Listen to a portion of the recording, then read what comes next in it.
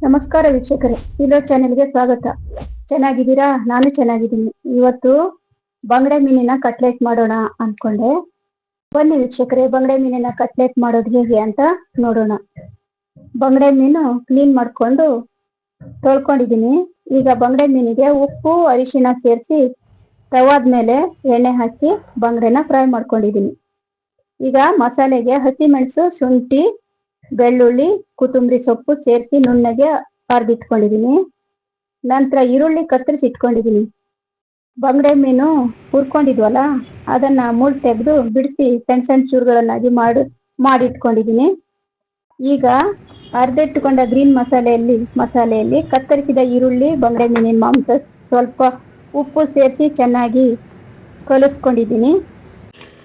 ಕಲಸಾದ ನಂತರ ಮೊಟ್ಟೆ ಒಡೆದು ಲೋಟದಲ್ಲಿ ಹಾಕಿ ಚಮಚದಿಂದ ಕುಲ್ಕಿ ಹಾಕ್ಕೊಂಡಿದ್ದೀನಿ. ಅದರಲ್ಲಿ ಸೇರಿಸ್ಕೊಳ್ಳೋದು. ಸಣ್ಣ ಉಂಡೆ ಮಾಡಿ ತಗೊಂಡು ಸ್ವಲ್ಪ ಚಪ್ಪಟೆ ಮಾಡಿ ಅದಕ್ಕೆ ಎರಡು ಭಾಗದಲ್ಲೂ ತವ ಹಾಕಿ ಗ್ಯಾಸ್ ಮೇಲೆ ತವ ಇಟ್ಟು ಎಣ್ಣೆ ಹಾಕಿ ಅದರಲ್ಲಿ ಹುರ್ಕೊಳ್ಬೇಕು. ಎಷ್ಟು ಚೆನ್ನಾಗಿ ಹುರಿತಾ ಇದೆ ನೋಡಿ. Cutlet ready. ಲಿಂಬು ಹಿಂಡ್ಕೊಂಡು ತಿಂದ್ರೆ ತುಂಬಾ ರುಚಿಯಾಗಿರ್ತದೆ. ವಿಡಿಯೋ ಇಷ್ಟ ಆಯ್ತು ಅನ್ಕೊಳ್ತೀನಿ. ಲೈಕ್ ಮಾಡಿ, ಶೇರ್ ಮಾಡಿ, ಸಬ್ಸ್ಕ್ರೈಬ್ ಮಾಡಿ. ಟಾಟಾ, ಬಾಯ್ ಬಾಯ್.